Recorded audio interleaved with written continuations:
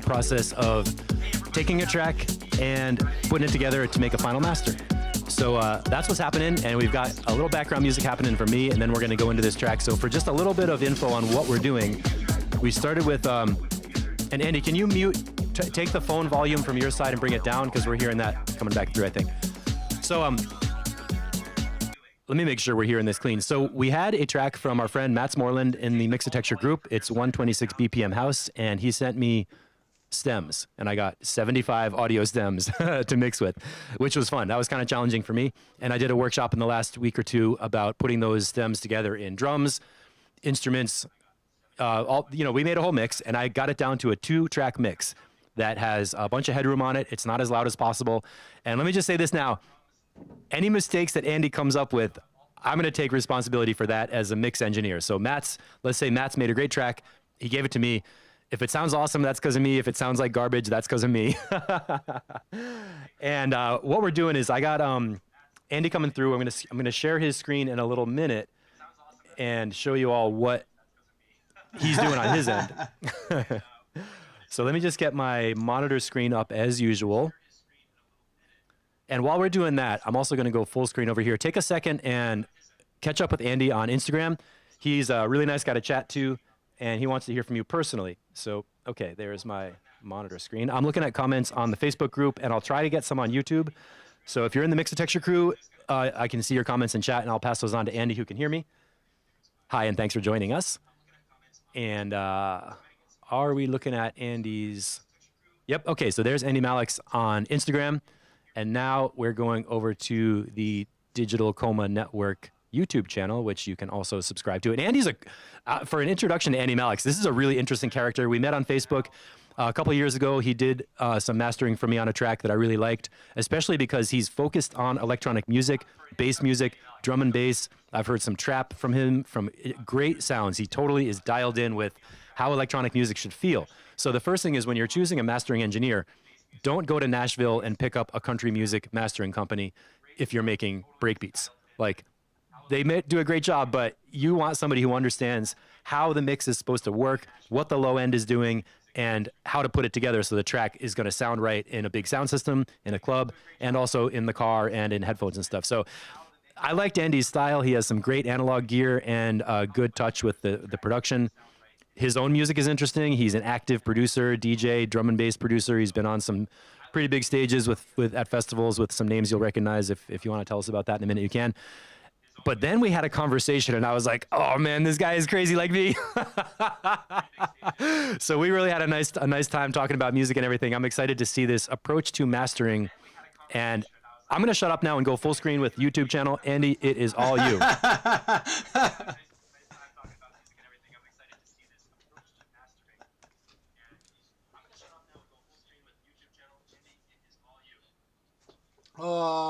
Hi everyone.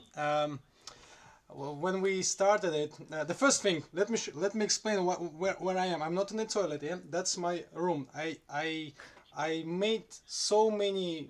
I had such a big experience using studios, and traveling from one to another one kind of kills an artist in me. I mean, I got tired of studios, and I wanted to build a little corner at home. So yeah, in the back is the same thing that probably most of you have, a wall. But on the front, I've got my, if you can see, I've got my computer walls and stuff like that, my Genelec monitors, my Genelec sub, and I want to feel like I'm, in comfort of my home, because the best tunes I never done in the studio. I only recorded them there, and I like to be able to wake up in the middle of the night and I know that everything works, everything is set up, and I just boom, boom, and then I start. So yeah, get used to the background behind me. It's just a wall, like most of you got. So when we started it, I told Steve, I ain't gonna open the file in advance. I ain't gonna do any kind of preparation. I want to be there in the moment like you are. If you were about to open this file, you're gonna feel the same like I do. You're gonna see it for the first time. You're gonna have to think of, oh, what should I do with it? I'll be mixing with DT770 Pro Bayer Dynamics, and I'm gonna be switching to the monitors. When I'm gonna be switching to the monitors, there will be extra sound going to the mic, so well, we have to live with it at some point. But I'm using them because I trust them. I know how they work. I use them for 8 years now, and I know exactly what they're telling me. And let's go. That's the way I got the file. It's very low volume, and I was afraid that when I'm gonna be doing it louder, well, I can end up with white noise or whatever coming out, but it didn't happen when I first played it. If you think that I'm nervous, I'm kind of a little bit, but not. It's just we're doing it for the first time, and I have to get used to that I'm actually speaking English on my channel. Now, It sounds great, man. Everything makes sense.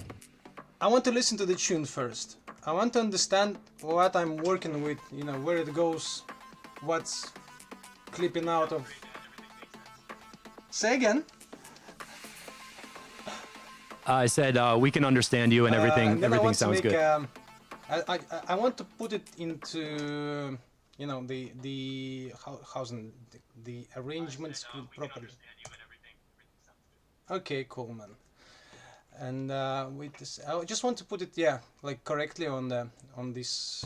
What's the name of this thing? The grid. Ah, grid. Exactly. Yeah. So yeah, it's. So that's the first hit. That's what I usually do. I always make sure that my track is in the grid. I don't like to work without a track being on the grid, and there is a reason why. We're gonna get there. Well, you will see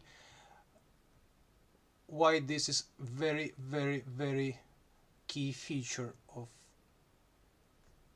I think every track should be like that. Whenever you start a project, you have to follow the grid. Now I'll make sure that the grid is correct. I have my 126 BPM, which matches the track, and it looks perfectly. That's it. So it starts with 9 here.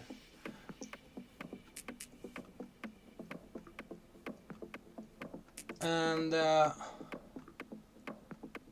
yeah, first thing, just listening, trying to understand what you're working with. And I like that there are highs in this track, those, you know, the sparkling highs. That arpeggio which is playing at the moment, it's a little bit cutting my ear. I mean, I can feel that it can be less like sparkling, and I hear the snare drum coming out. It was resonating for me at some point.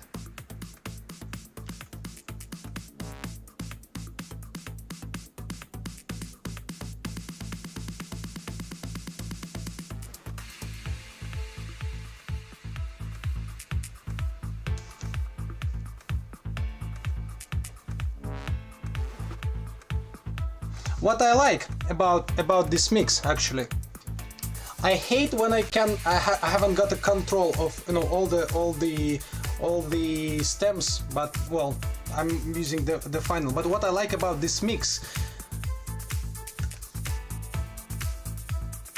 it has details. So Steve, detailing is good.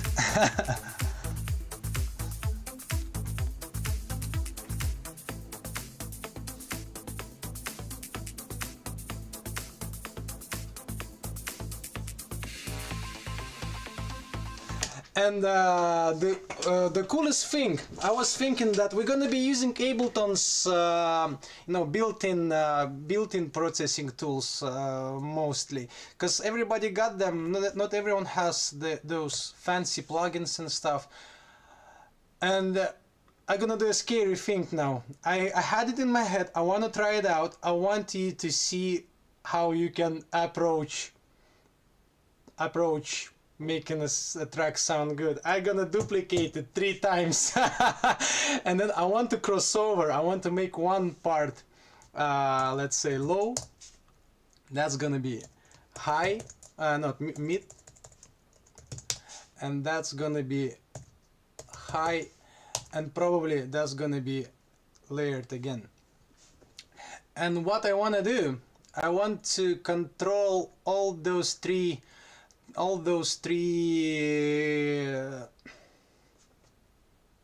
tracks, but separately. And I wanted to try making it or with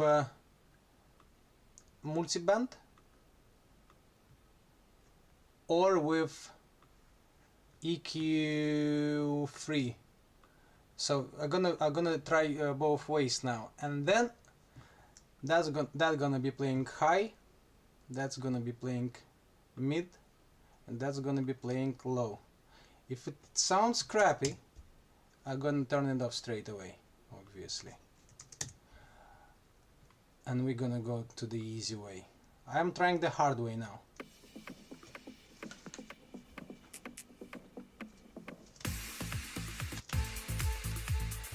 So now we got our bass separately. The advantage what I got now is that I can make a low end louder, you know, as loud as I want or as quiet as I want, or I can make the high end louder or quieter, or I can make it separately wider. But can you spot the difference if there was one track playing or three? Probably you can't. And Andy, your voice is a little bit loud. If you can make the music louder and your voice a little bit down. You want the music louder? Probably. A little bit louder music. You want the music louder? Yeah, I can make louder. Yeah, I can make a music louder. Yeah, for yes. 1 sec. A little bit louder music, thank you. Yeah, man. 1 sec. These are the challenges of live streaming when we're interconnecting across continents. How cool is that? Is it loud enough? That's better. Yeah, thank you. These are the challenges of live streaming when we're interconnecting across continents. How cool is that? Yeah, it is cool actually, man. That's better. Yeah, thank you. Great. So, as you can see, I have full control of 3 different layers of a song, and I used multiband for it. And I don't know how Steve mixed his song. For example, I have no chance to contact the mixing engineer or an artist, and I was like, ended up with being on my own, like, okay, I'm gonna be making my own decisions. I want to make sure that low end is mono.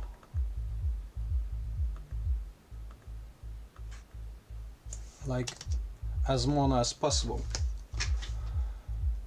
And I'm gonna loop that part.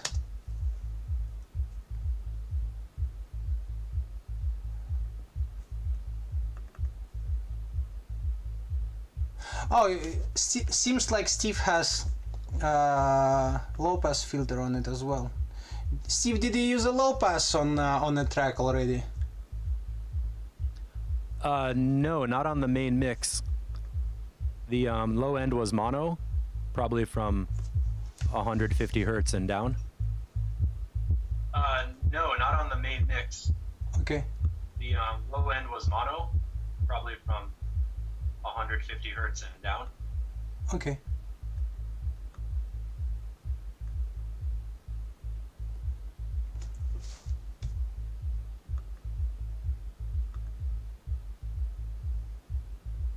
I like how kick works with the bass. It doesn't actually make me feel like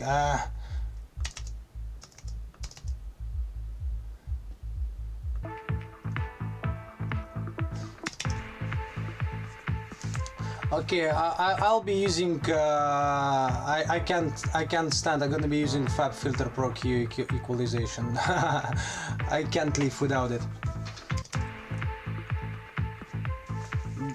That's the tool I really like. What I don't like about the mid-range at the moment here is I don't like bass resonating, and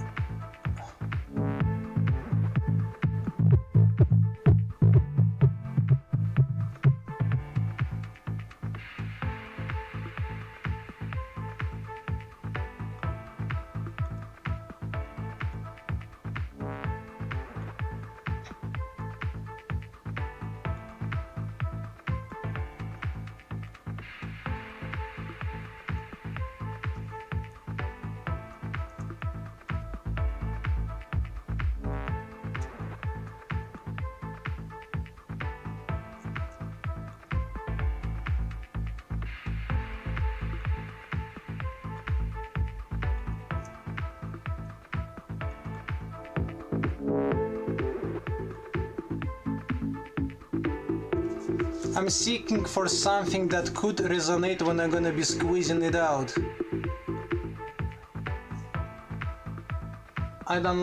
Usually I don't like this 500 hertz area. I don't like the way some sounds sound there. I don't like this boxiness. Is it boxiness? Like 140 is too woolly for me. I always try to cut there. I always try to cut something in 500. I don't like this kind of, boxiness probably is the right word. I want to make music more transparent and softer.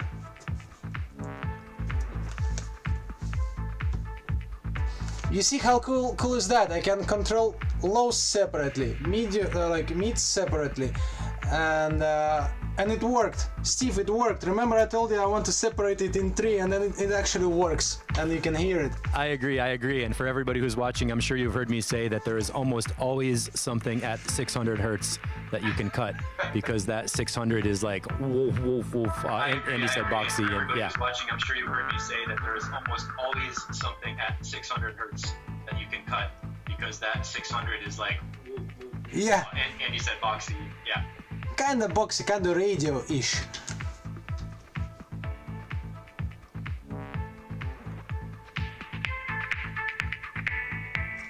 And then if I gonna be, why am I doing that? Because at this point I know that I'm gonna be doing in the end. I'm gonna be squeezing the most out of the track on my master bus, and now I want to find that whenever I'm gonna put my processing in the end, I want to make sure that I have the cleanest possible tune going on, or dirtiest if it's in the creative way, and we ain't going to be doing something like the rocket science. We're gonna be doing something to make track sound good.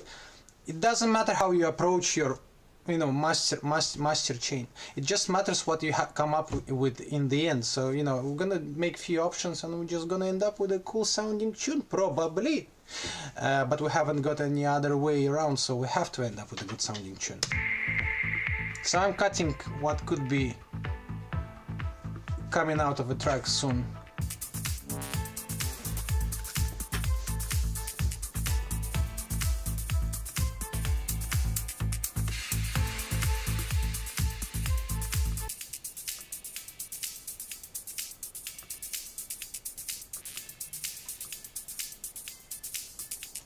And then we got the highs.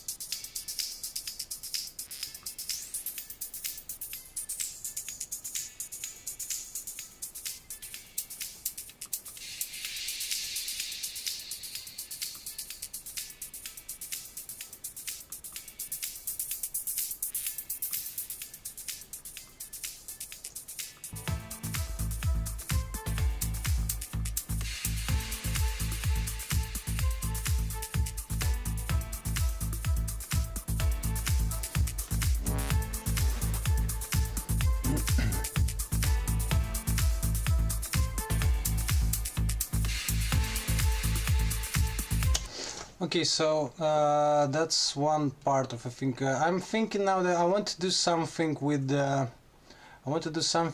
high range. I'll try. I can hear it. The stereo is actually good in it, but I want to check out what Ozone Imager can do for me there.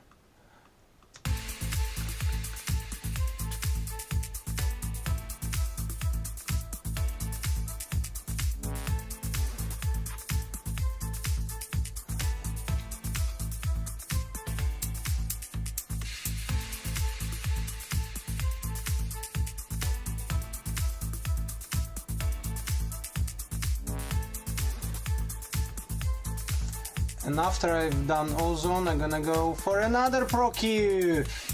I'm not trying to make something up. I'm just doing it the way I would do it for, you know, for myself. So I'm for experiments. I don't like standards.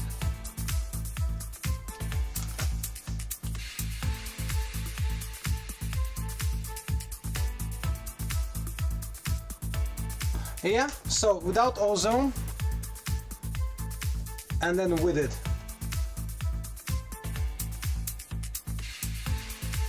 I like it that way more. I hope you do as well. Now, Okay, Andy, I have a question. the Sorry coolest to thing interrupt. I can The do question is, why did you by use ozone? splitting those in three in the very and beginning. What's it for? Okay, Andy, I have a question. Sorry Yeah. to interrupt. The question is, why did you use ozone? And what's it for? Did you hear that? Why did I use ozone? I use ozone because I like the way the ozone imager works.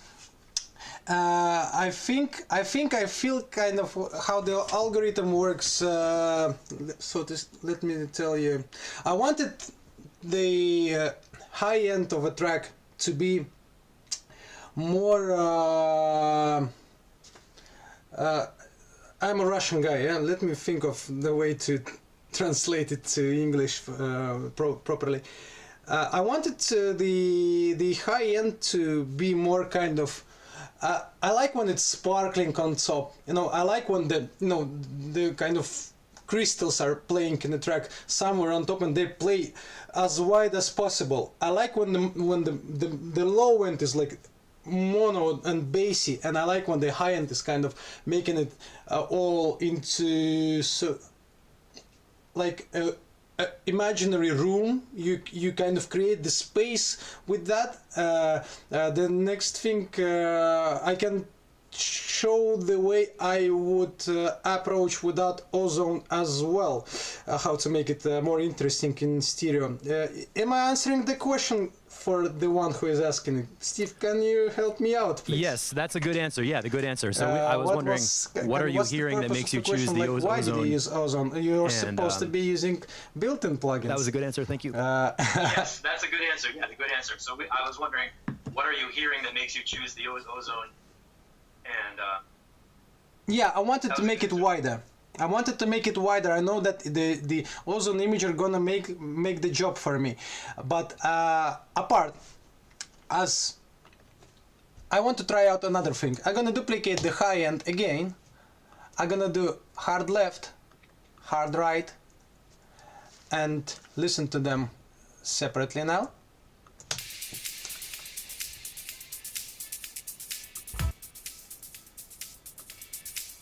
And what I can do, I can EQ. I'm gonna put another EQ not to mess up what I've got. I want to EQ them. For example, right channel can be EQ'd like this.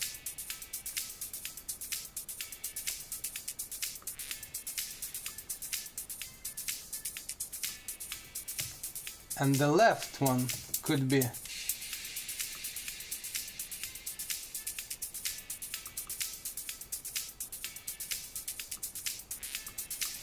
and there is another thing. We can try a delay, which one might end up very wrong.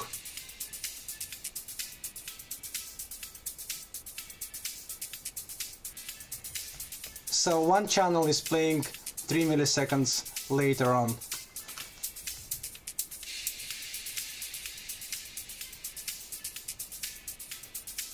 And it's moving the stereo picture for me. If you can spot this little difference, I hope you can spot this little difference when it happens.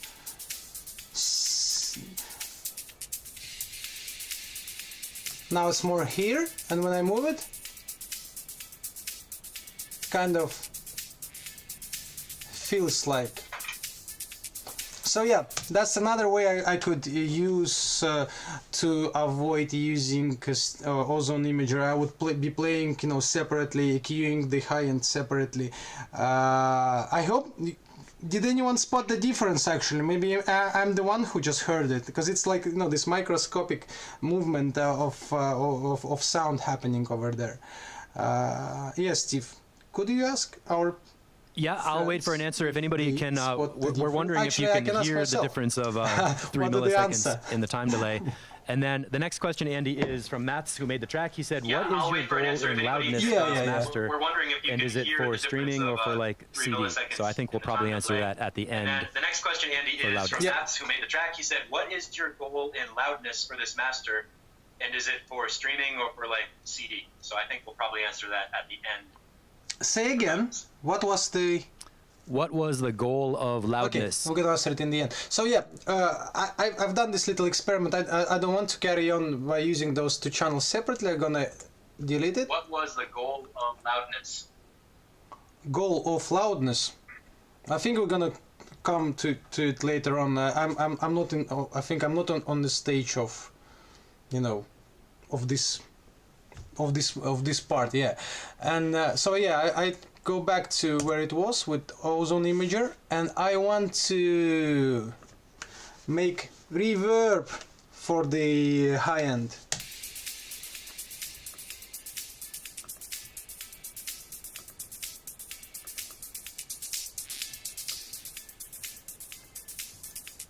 And we got a yes that people can hear the 3 millisecond delay. That was yes. Say again. Yes, they heard 3 millisecond delay. Yeah, cool. That's cool. Then we're talking to artists. I'm gonna be using. I like Valhalla. So yeah. And I'm gonna just do it that hardcore way straight away. And then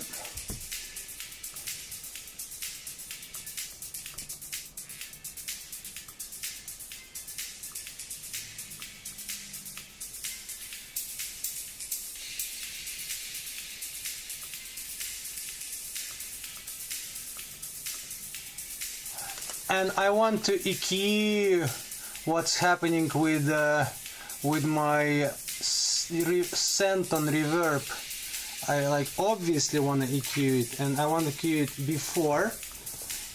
Why I want to EQ it before? Because there is a channel going to send, and then it has its own kind of it's already playing in the mix, it's being EQ'd and stuff, but as soon as it goes to reverb, whatever goes there,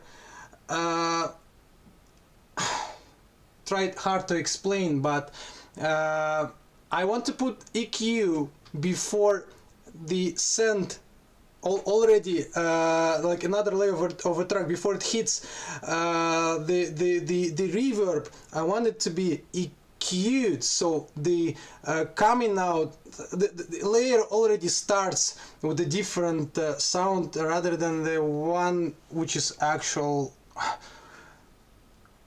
It's hard to explain. I cannot combine those words together, but yeah, I just want it to be processed before it hits reverb, because I don't want that much highs of happening, and I have another chance to kind of do something good. Otherwise there's going to be too much of highs on the track.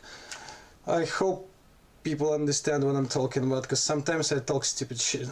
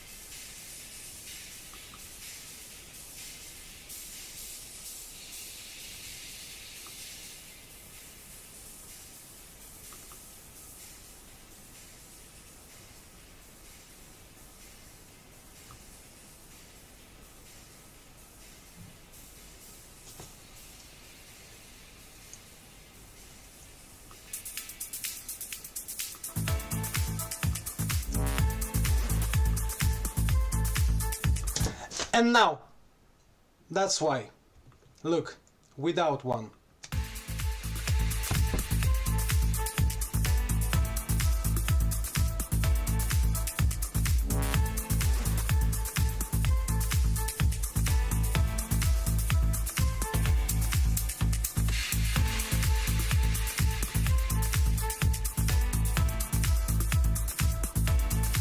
and out one. So the point is that whenever I make a tune, I want it to live in some kind of room, you know, the space. It might be, you know, maybe I'm writing about a medieval castle. So I'm trying to create, with all those acoustic kind of, you know, experiments, I'm trying to create this atmosphere with using reverb. My favorite tools are EQ, compression, reverb.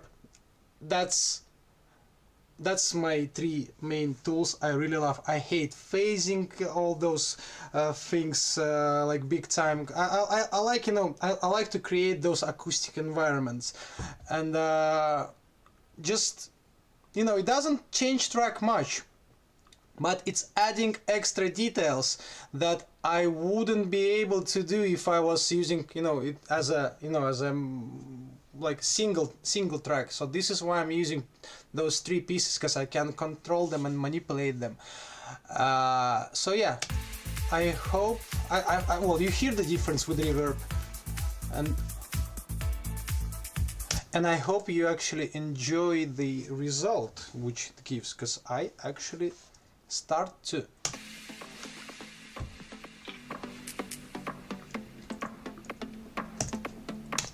What I'm gonna do now, I will make a unprocessed track, so you could become, we can make, you know, this A-B comparison.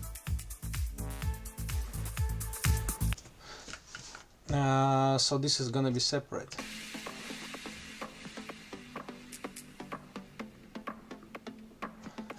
And I don't like this resonating snare, which is here, yeah.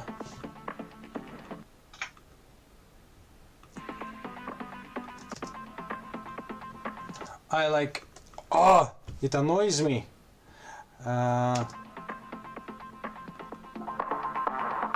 Exactly the one. Now it's softer.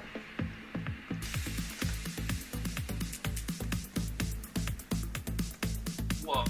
So where I'm taking this track to, I can tell that for me it was missing transparency. You know, I want it to be cloudy. If it's gonna be,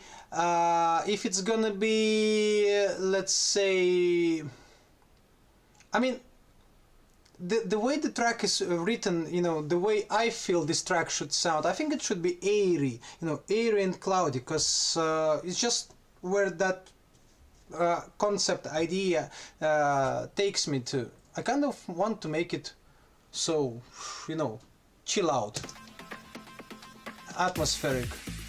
What I can do now, I can take this mid-range and try to reverb it as well, just to see where it goes.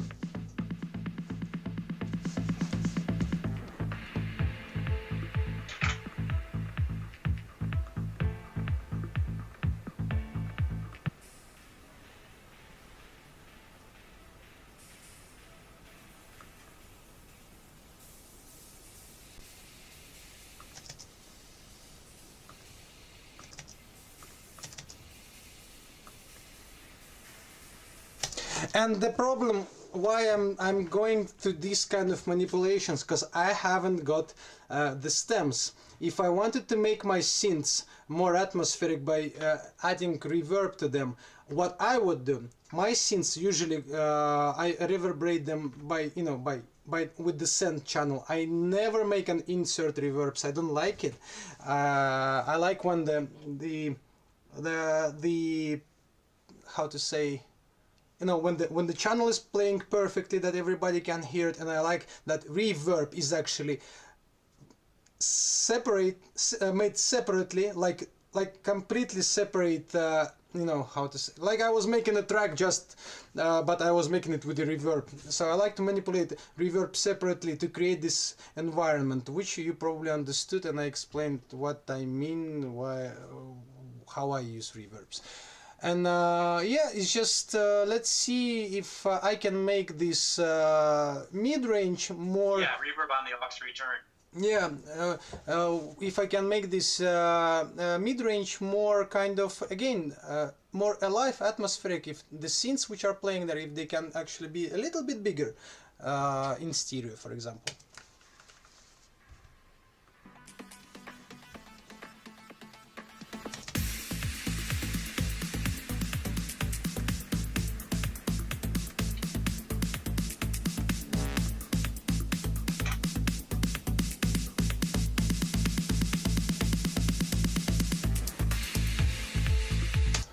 And I don't want it to be too much.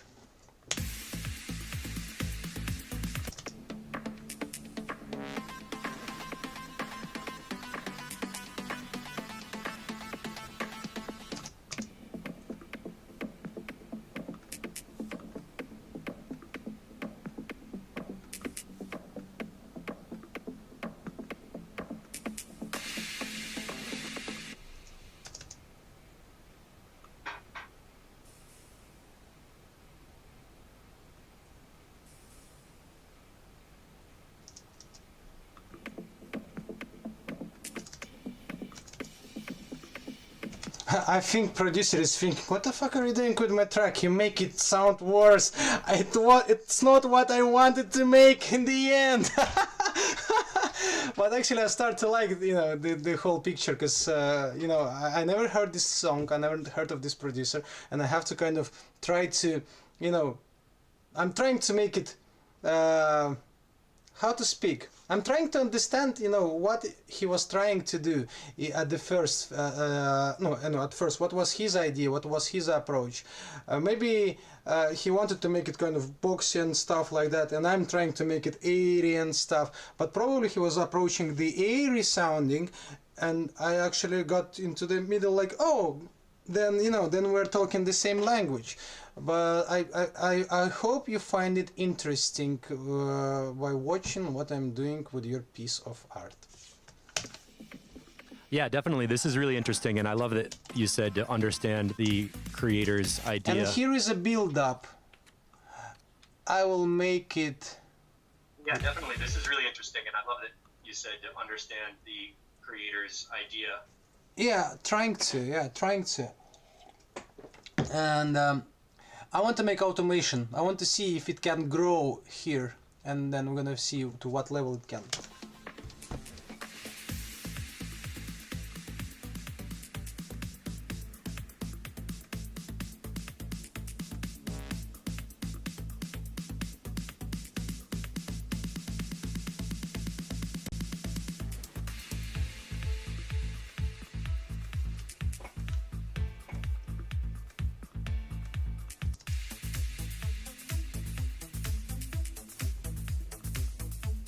Okay, Matt's answered a comment. Matt's Moreland, who produced it, and he said, yes, like the airy way is that- the idea. that- Air. The way that synth moves here, I really like the way. Okay, Matt's answered a comment. Matt's Moreland, who produced it, and he said, yes, airy is the idea. Air. Yeah. Cool, man. Then we're talking the same language. I like the way they pum pum pum pum pum pum. I like the way that one moves in the song. I mean,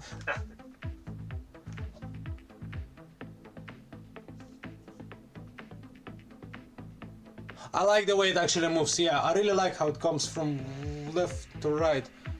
That's beautiful. And I like the way the sound itself is, being the sparkly. I like the sparkly pieces in it. And when I'm going back to high end, I can still hear it's too much of for me.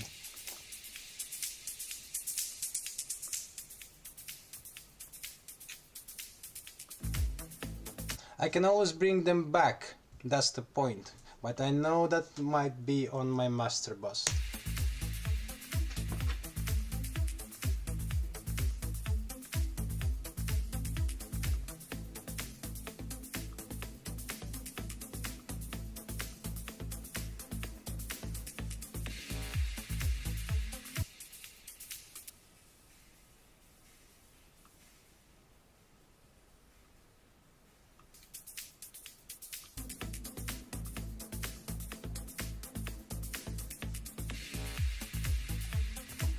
I have a cool idea.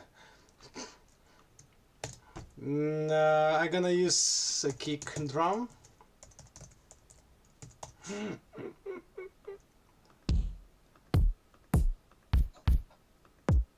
I'm gonna use the kick drum for something.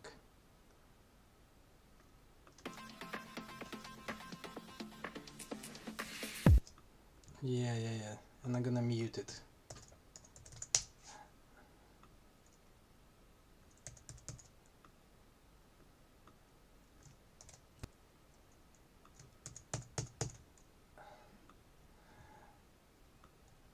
What is he doing?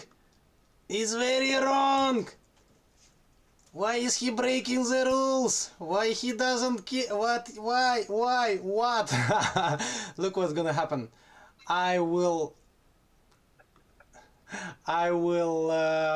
sidechain my reverb. I will sidechain my send. Yeah, well, because I can.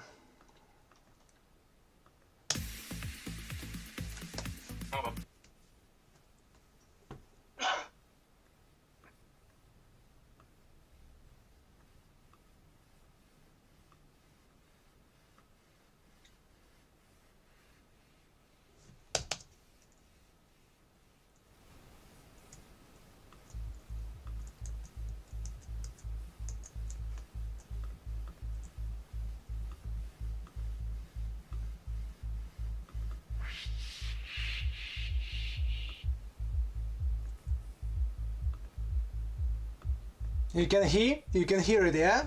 Reverb is, which gets this little kind of details to a song.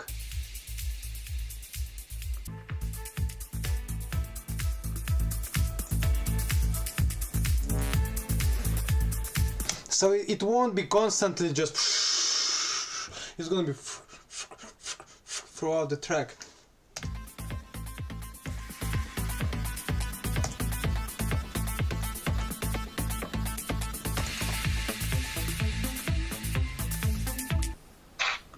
And another cool thing what I like to try is multi-band compression on my reverb.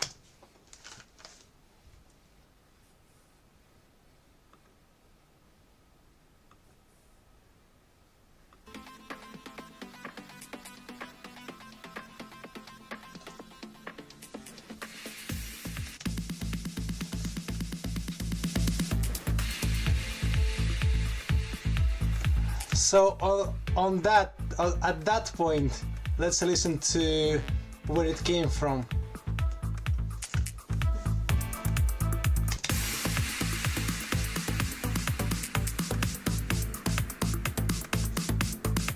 And where it is now.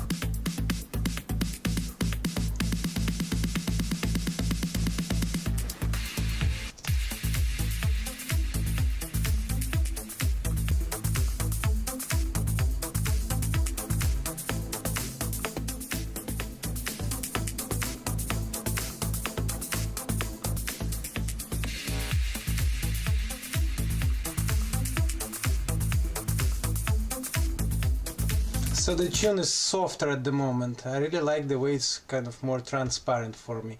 I hope you guys actually enjoy the result, which is, you know, we're getting to. I mean, I really, you know, when I do it the way I feel it. When I'm making my music, I never ask like anyone, oh, what do you think? I'm not looking for compromises as well, and I just hope it is entertaining and it's gonna, you know, raise up your creativity as well to actually experiment.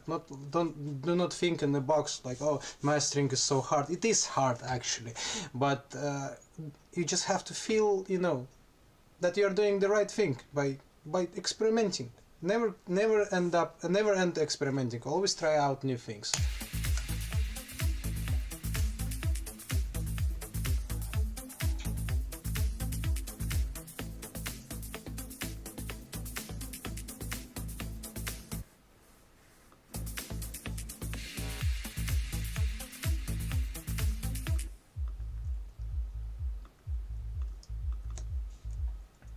Let's go to our bottom end.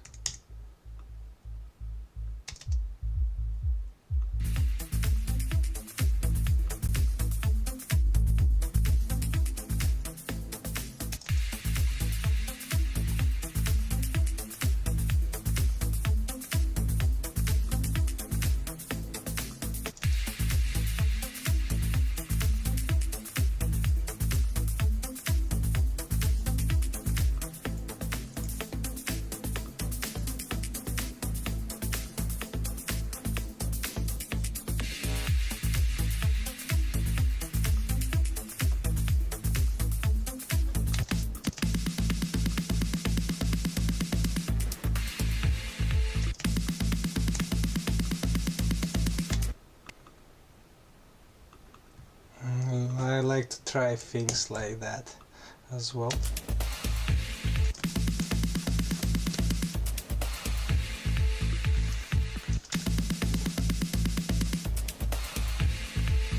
Or to make it extra.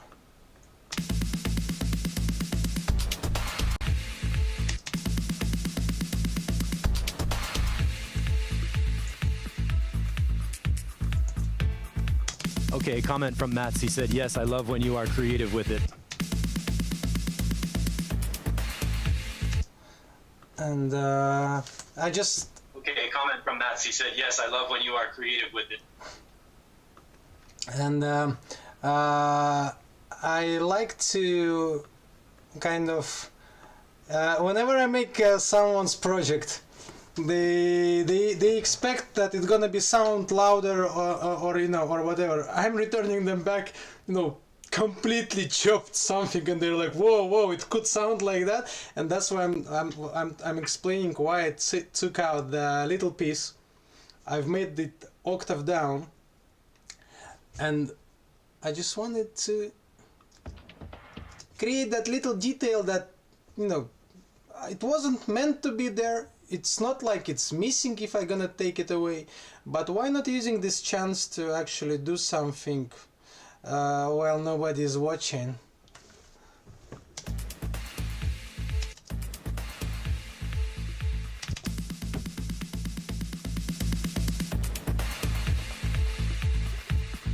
And the cool thing that delay could be interesting as well if you put beat repeat on it.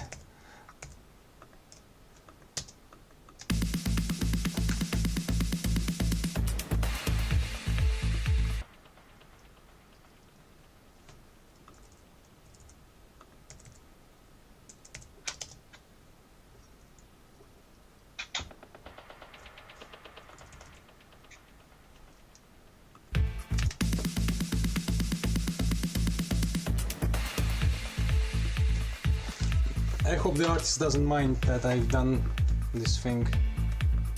If he does, I'm really sorry. But I like the way it like rises up there. That sounds cool. So it's kind of adding a little bit of me into your song.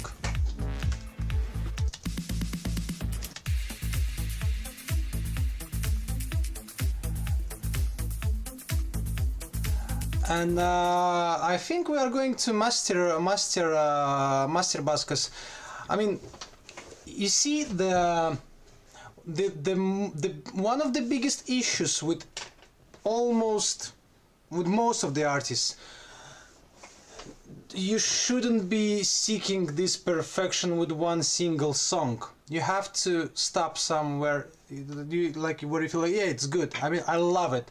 And you don't have to be seeking for this, like, oh, is it good enough? Man, you will never finish a single song then. Carry on if you feel like, okay, when I start to think, okay, I'm gonna move to the next phase. I don't know if it comes with years of practice, but I have this impulse, like, okay, I have nothing I want to change here. I think I've done enough. It's not like I'm kind of thinking about it. It's like I got to the point where my inner voice is saying, let's go further. I'm gonna leave it like that now. When we're gonna go to master bass, we're gonna end up with more manipulations, and then we're gonna make more decisions. So the first thing, obviously, let's make it sound bad. I'm joking. Let's see. Let's cut what could be there on the high end or low end. And now it's gonna be a little bit bad sounding for you guys, but I want to listen to it on my monitors.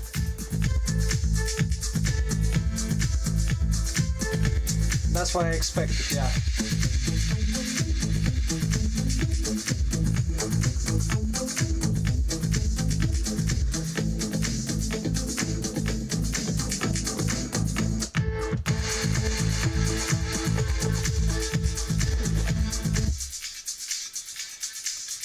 There is still too much of high frequencies for me.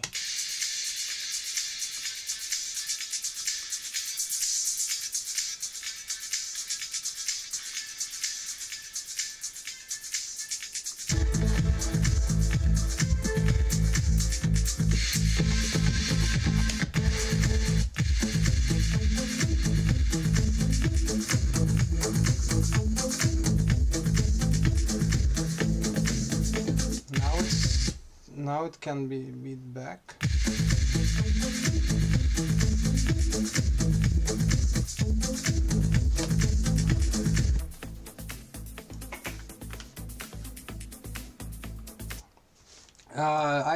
I probably everybody knows already why am I cutting the low end with the filter, because that's because you don't hear anything there. It just vibrates. If your sub plays that ultra low frequencies, then it's gonna be like, and nobody can kind of understand why my car is shaking. I don't want to cut too much as well. I don't like when things are too polished. I like when there's a little bit of grittiness there too, because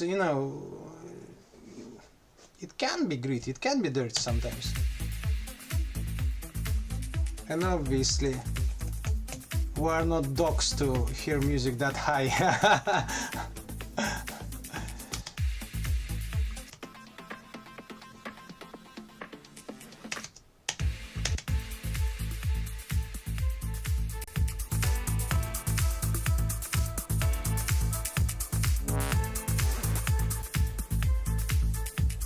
So it's softer now.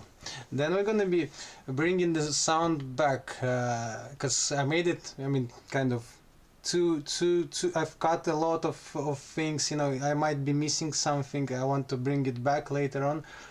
What I would do, the thing is, the coolest thing you can make with your song, honestly, the easiest one, as soon as it's mixed good, as soon as when the mix is dirty, whenever you're gonna use compression, the dirt gonna come out.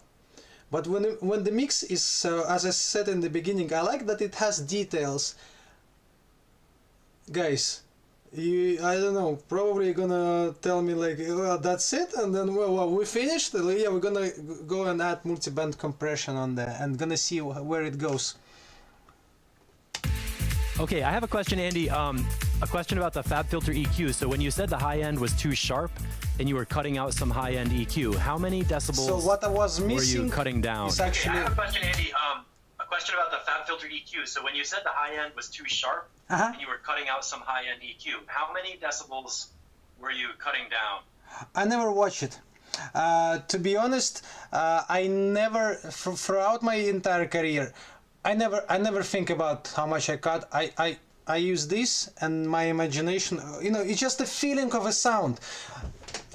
Those numbers, they stop you from being open and creative.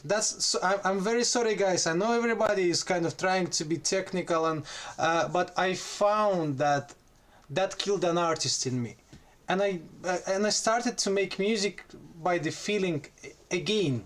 Because many years working in the studios and all those smart talks like, yeah, what are you using? I was like, fuck, I have zero fucking clue what I'm using. I don't even want to think about it. I want to use something that makes my sound the way I want it. I want to, as soon as it makes me feel good. Even if I raise it up by 20 decibels, but it made actual. That's a great answer. That makes me really happy to feel cool, that. and you're like, you're wow, listening by the feeling that's of it exactly what I wanted. Rules. That's a great. yeah, that's the way it is, Steve. That's a great answer. That makes me really happy to feel that. You're listening by the feeling. I'm honest. I don't. Throughout my career, yeah, it's like 20 years of me producing music, and I always hated numbers. My friends who run studios, they're so into engineering, they're so smart, But the point is that they end up by knowing those things, knowing how they work, and the more they know how they work, the less they make music. because they find it, oh, I didn't work on this, and like, oh, can you just stop, take your guitar, yeah, and like you've got this moment of truth happening. Just start playing it, just start making your damn song. Don't just think about making your song, just make your song, actually make it. And by making it, you're gonna end up by, it will be finished at some point. Yeah, so that's answering the question. I have zero clue. You want me to check it for you? I can. As soon as it sounds good, that's where I want it to be. But look, I used 3 fab filters. This one is 120, minus 247, the lowest. This one is, you see, is like 2. Yeah, I didn't cut to like surgical, because otherwise I will end up without a high end in the track. Yeah.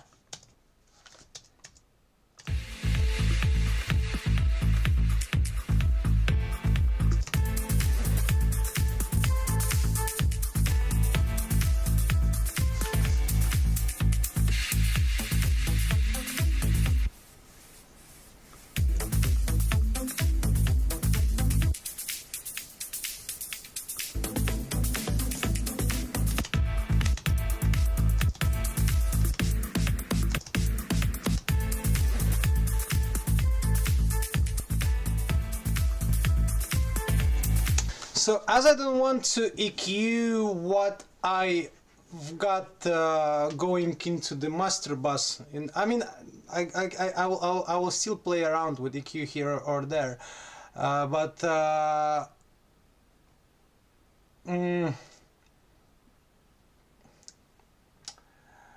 how to say. There is always like, what should I put beforehand, or is it a EQ and after the compression, and then is it a compressor and EQ goes after? The point is you have to understand the signal flow, not like in a technical way. You have to feel like, is that sound what the sound you have going into master bus, is it actually detailed enough for the multiband compressor to point out all those, as it works in separate like 3 ways, like lows, high, and lows, highs, and mid range. So multiband, what it does, it compresses lows separately, and then it compresses the mid-range separately, and it compresses highs separately. I've prepared my those channels in my arrangement, in my project. I've prepared them to that point where I was knowing that I will end up with a multiband compressor over there, and I've cut as much as possible on high end. I've done a little bit manipulations with low end, and I've done some manipulations with the mid range.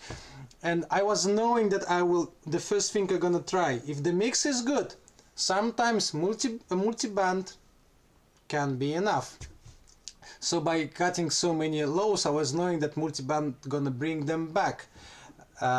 If I use just a single compressor, I think the way it works, it will just take the overall signal and then, you know, make it like loud and let's say mediumized. It's gonna make it sound to kind of sort of medium. Multiband still gives me more control on, you know, on the dynamics.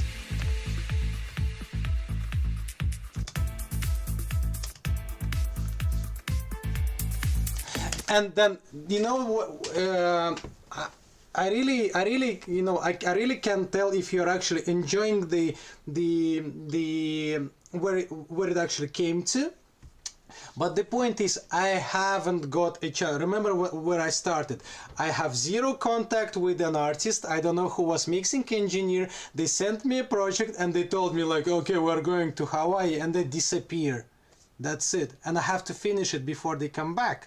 So I end up with, do whatever you want.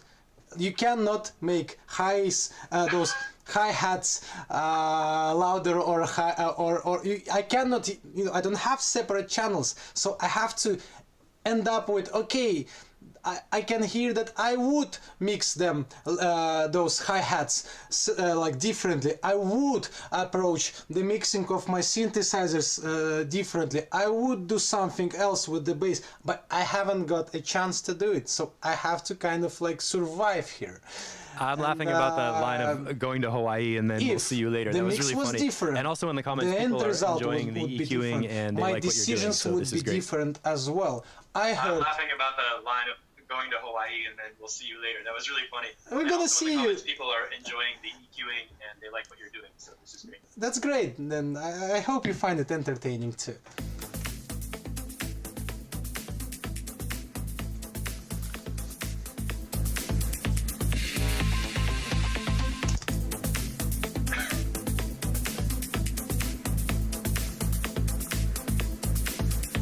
And now I can hear that there is a snare or clap, whatever there is. It's a little bit too much for me. And guys, the other thing what I want to tell, never mix, whenever you have like 75 channels of sound, never mix one single channel on solo too much. You have to mix it within the whole picture. Always keep in mind that if you're going to be mixing the one separate channel, you hear where you can hear the resonances and stuff where it's too much of frequencies are picking out, but don't mix too much like that. Just always try to make it, find how to balance it within the actual mix playing, because that's where it's going to be played. And yeah. Well, that's dot. I finished. Okay, bye.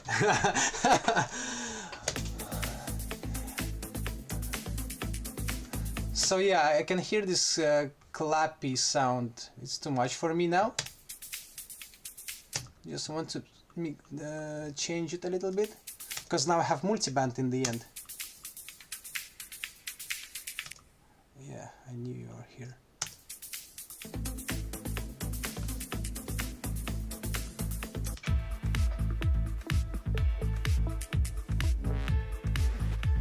And I'm gonna listen on my monitors.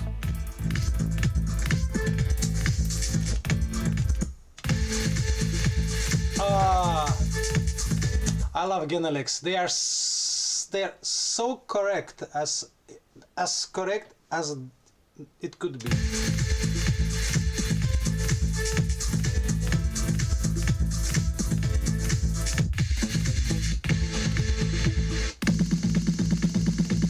Oh, I can hear one resonating thing now.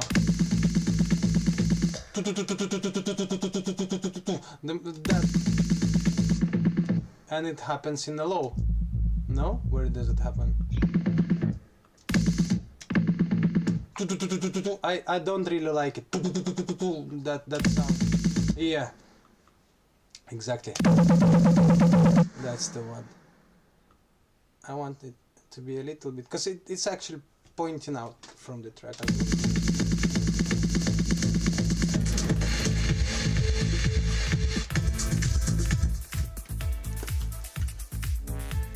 190.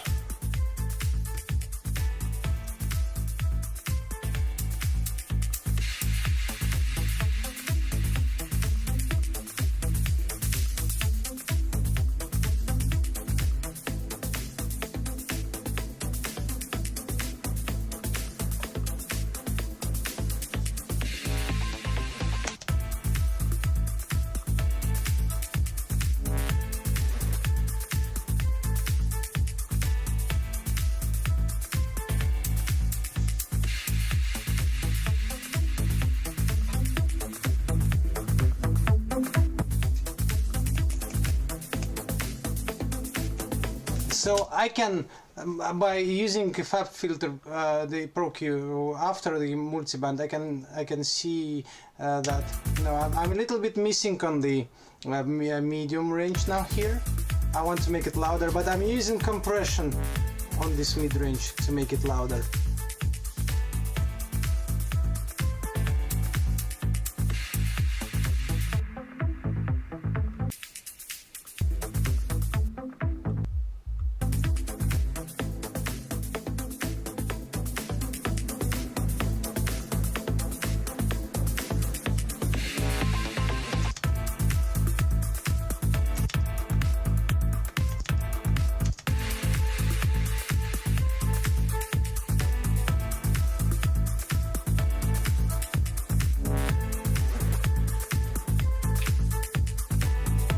And as you can hear probably, it is airy, and there could be more mixing done on synths. So yeah, they could be, because you can hear that there's all the percussion is happening on you know, on the high end. What we can do, we can try to, what's wrong with my touchpad? We can try to, let's say, what's happening with my touchpad? Sorry guys, I think I'm gonna need the mouse now. Let's. Now it's too much highs for me again. I mean, they're dominating on this song.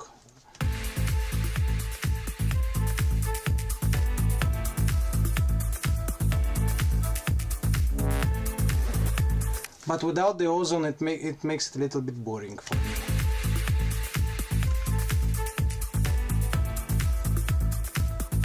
Yeah.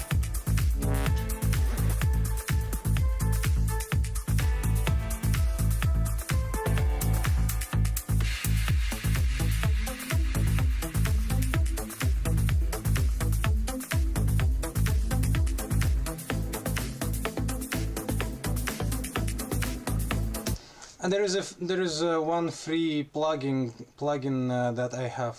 What I'm doing? Am I saving the project? Really? XC. That's the coolest Mixi texture. No. That's the coolest part. Yeah, like, oh, should I save it? Yeah, you were supposed to save it like in the very beginning already, mate. I have this free plugin called Molot. I think it's a Russian guy who made it. Yeah. That's the problem. I trust Ableton and I trust Mac. That's it. I just trust it. That gives me this kind of feeling like, yeah, boom, crash. Like, okay, restore. I never had it on Windows. That's why I just threw out my computer. That's the Molot. That's the compressor.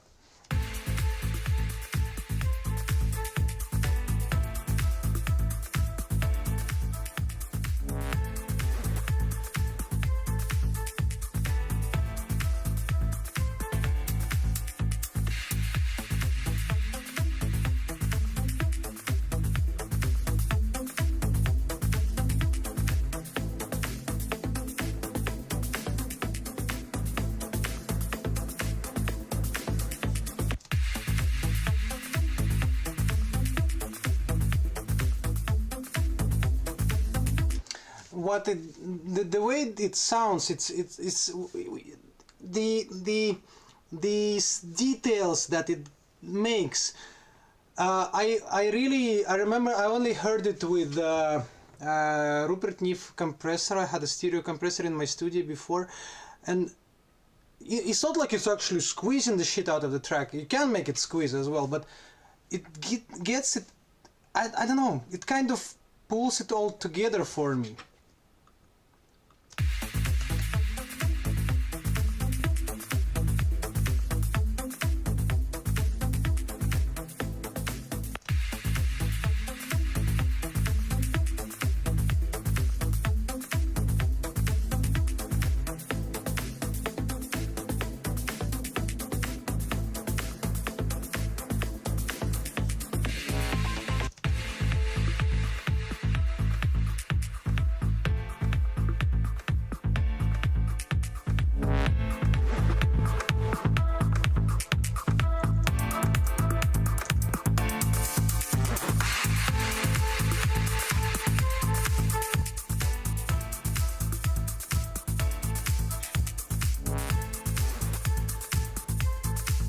So that's what Steve gave me. I could do the entire thing in the master channel just by processing that single WAV file, but no, I went stupid way. Wait, my touchpad is going crazy. Don't know why. I'm very sorry, guys.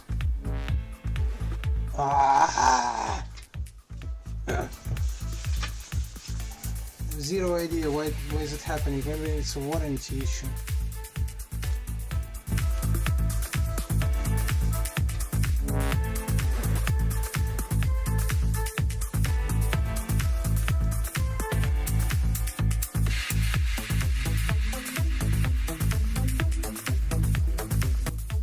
Andy, I can really hear the difference now. And then on the other, there is. I'm thinking, oh, where should I go next? The point is. Andy, I can really hear the difference now. Yeah, is it good? Crappy, yeah, as the usual stuff I do.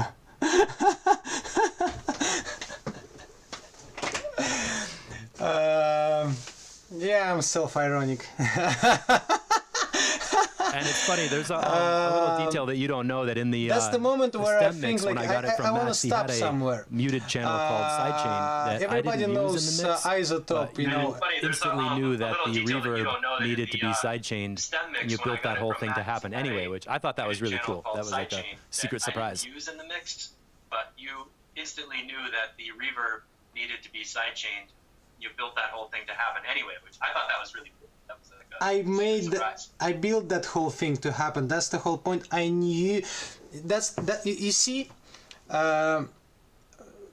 practice gives you those visions. When you hear something, it's like oh, and you get those kind of you made so many manipulations with sound throughout your practice that you are actually creating.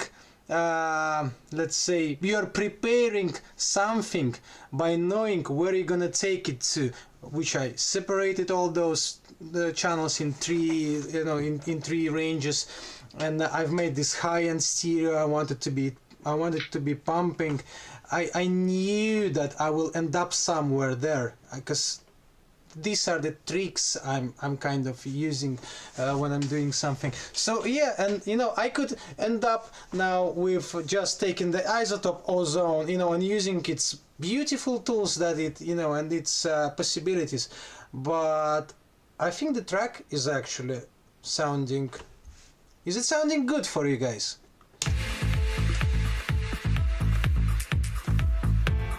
Yeah, Mats, I'd love to hear your comment on how you like the sound. And Andy, I think it's sounding great too. I think the last question we're interested in is the peak maximum level before you export. And we're about an hour in, so if we could get towards the end, that would be about the right time. Maximum level before you export. And we're about an hour in, so if we could get towards the end, that would be about the right time.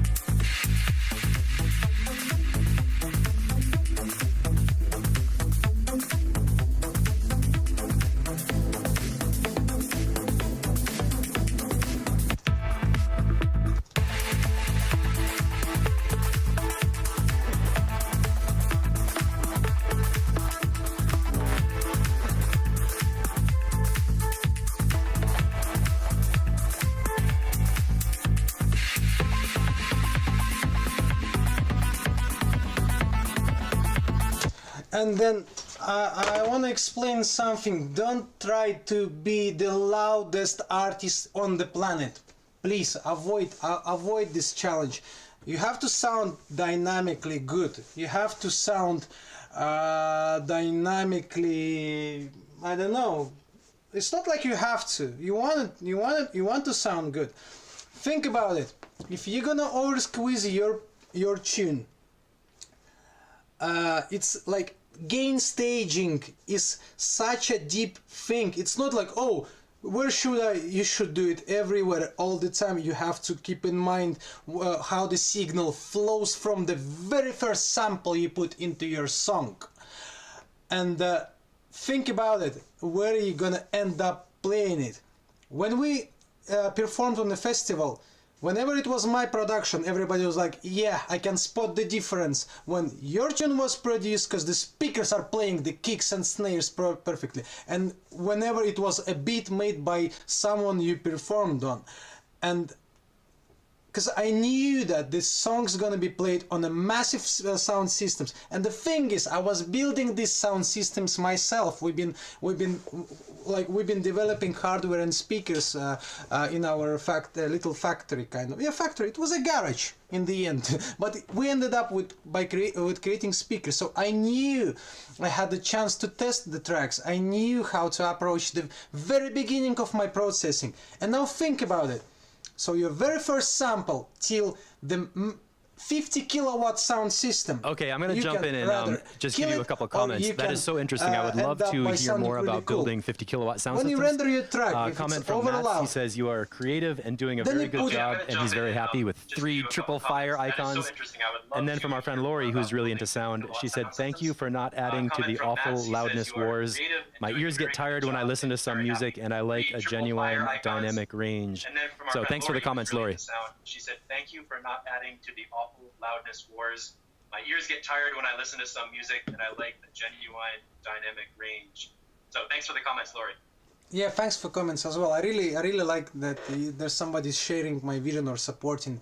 So the gain staging process, think about it. Don't finish your track over loud.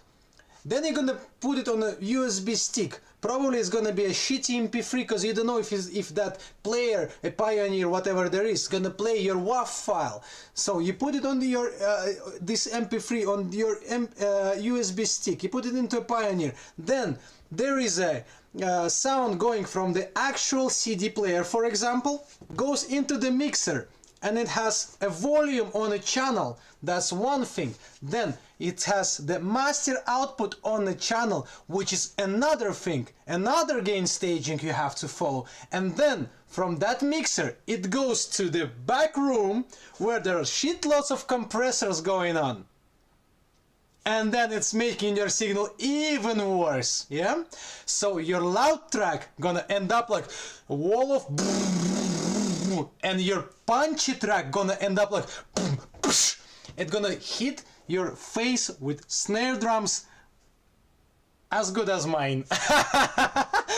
Yeah, that's exactly right. As a sound man, I can definitely confirm that when we're building a PA system for a show. Know how to, I hope I'm not interrupting that. To approach my mixing of my we track. always have protection circuits, limiters, and soft wall limiters on the amps coming into the PA so that whoever's on stage, whatever they do, we're kind of like, okay, you know, we're ready for it. And soft wall limiters on the amps coming into the PA so that whoever is on stage, whatever they do, we're kind of like, okay, you know, we're ready for it.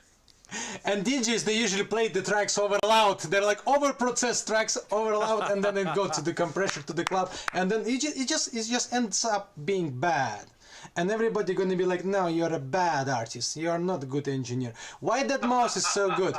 That mouse is so good because whenever somebody started playing his songs in Ibiza and they're like, what? I can play it louder, and I can actually play louder after I've played the loudest out of it. He's that good. That's what makes him now an owner of his own castle. For fuck's sake. So yeah, guys, just try to make your signal dynamic, bouncy, airy. You can always make it louder, but it doesn't have to be quiet as well. And I haven't got a chance to shit control at the moment. I usually do it in my car while I'm speaking. I'm resting from my ears from the music, you know, to actually have a fresh vision when I'm gonna come back to it. So yeah, test your tracks in the car.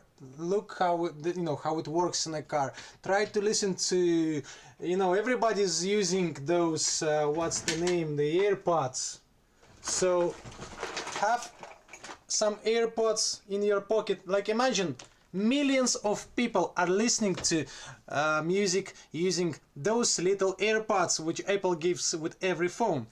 So that means that if it plays right here, then everybody gonna hear it the way you just heard it in that.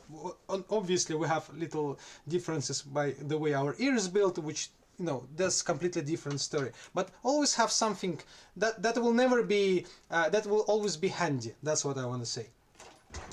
And yeah, I can end up talking 3 hours, Steve. You are not ready for this, so let's finish the track. Should I take over and do the ending now? Should I just do the little details, and then I'm gonna tell like, okay, I'm finished for today. Yeah. You see, the point is, I didn't want to use a lot of kind of plugins which makes your head feel like, oh, if I'm gonna use a sausage fatten or whatever. I want it to be as simple as possible with completely simple tools like compressor, EQ, and reverb. That's actually 3 pieces what I've used throughout the whole process.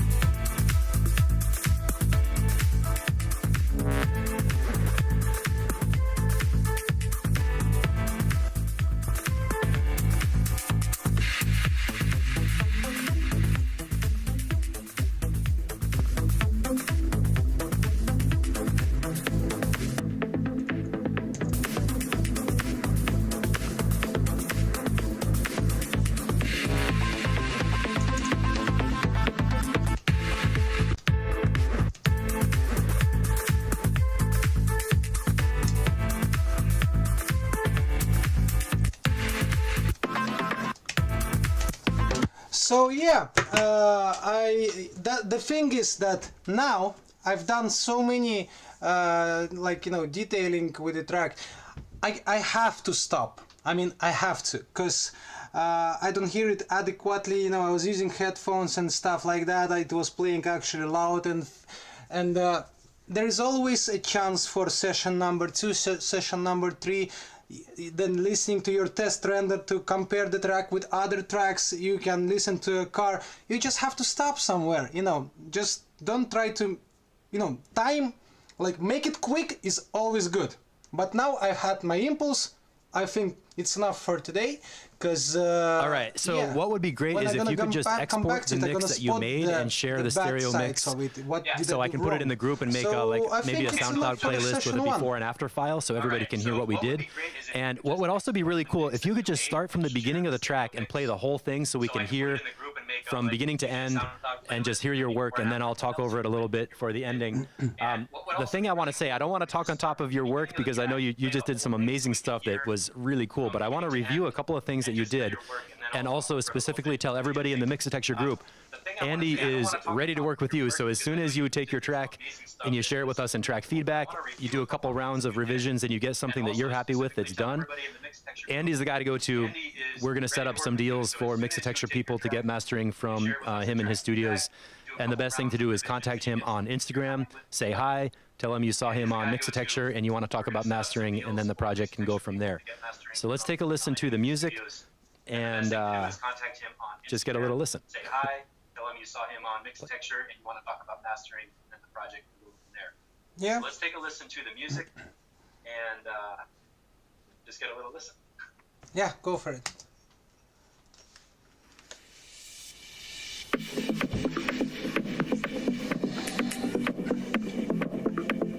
And thank you, Andy.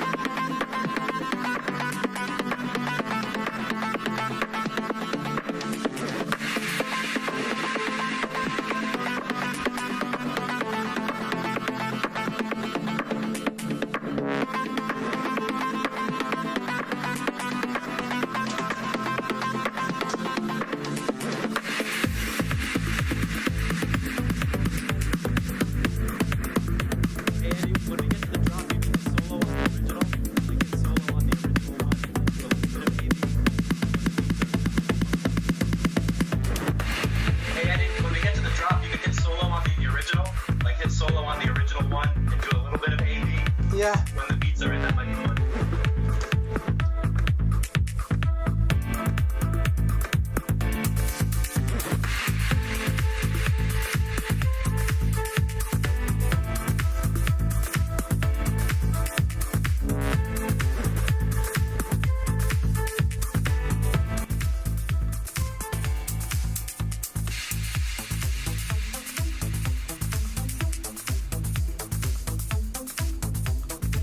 Yeah, I hear that.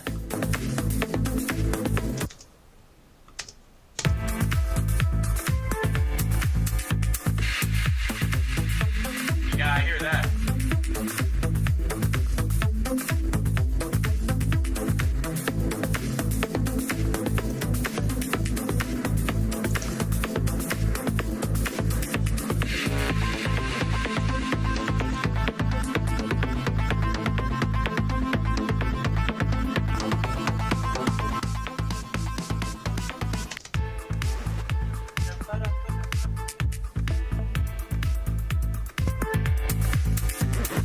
So should we listen to it again, or we got the No, vision this of is cool. that I'm going to pull the section? volume down and just talk a little 'Cause I bit. started to play with A and B. I know, you and, can't stop. I didn't listen to the song throughout. Yeah, so let me just finish up the broadcast. Andy, thank you so yeah, much. This I'm was gonna really ask- fun. I know we went a little bit longer than usual, but it's worth it to go through the process. You can see I took a bunch of messed notes, up. so for anybody watching, I'm going to write these up into a summary of what you did in the mastering process. Yeah?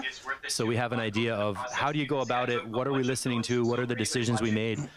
For a quick review, basically he split the track into 3 copies. So we had one audio file for the lows, one for the mids, and one for the high end.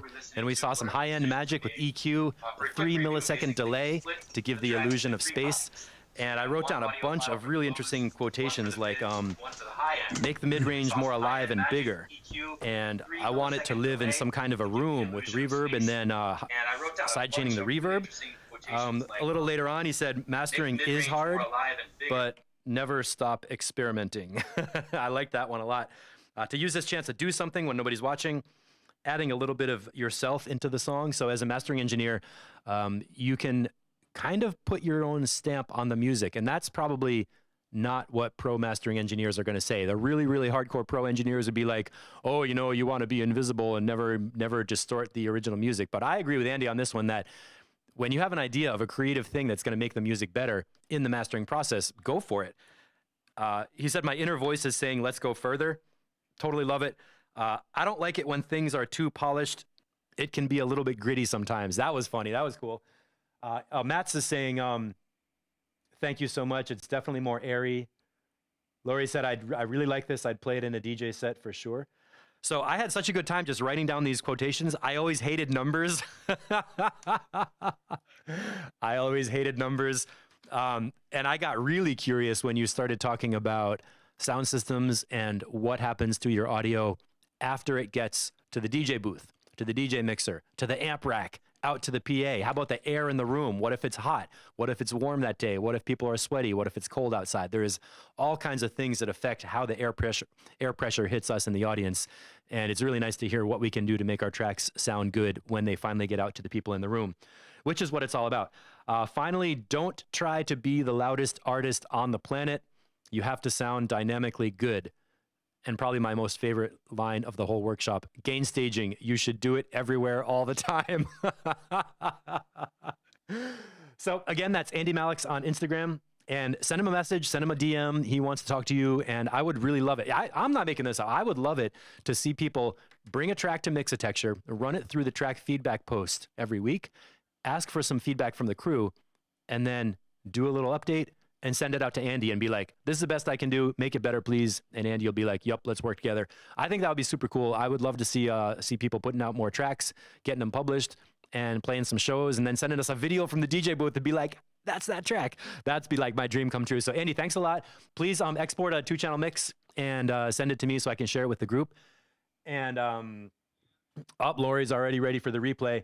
Anybody else, if you have a question, type it on in, and we will answer you and deal with your questions. And also let me know if you want to see more of this, because if you want to, we can work out some kind of a setup where maybe we do mastering once a month, and we can have different tracks coming in. Maybe that can be part of the weekly thing.